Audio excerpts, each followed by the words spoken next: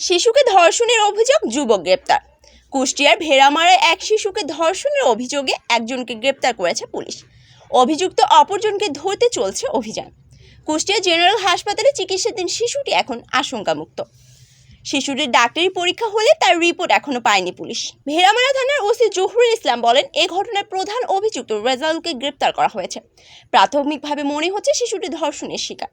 আরেক অভিযুক্ত খোকনকে ধরতে পারলে বিস্তারিত জানা যাবে। বুধবার বিকেলে ওসি বলেন, তাকে ধরার চেষ্টা চলছে।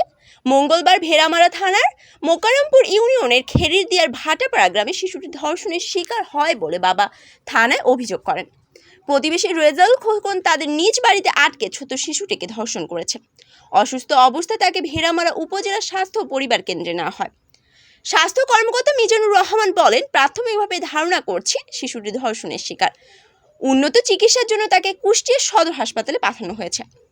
কুষ্টিয়া জেনারেল হাসপাতাল আবাসিক চিকিৎসার কর্মকর্তা তাপস কুমার সরকার বুধবার বিকালে বলেন, আপাতত এটুকু বলতে পারি, ভুক্তভোগী শিশুটি আশঙ্কামুক্ত। এরপর অধিকতর পরীক্ষা নিরীক্ষা শেষে অভিযোগ সম্পর্কে বিস্তারিত জানানো যাবে।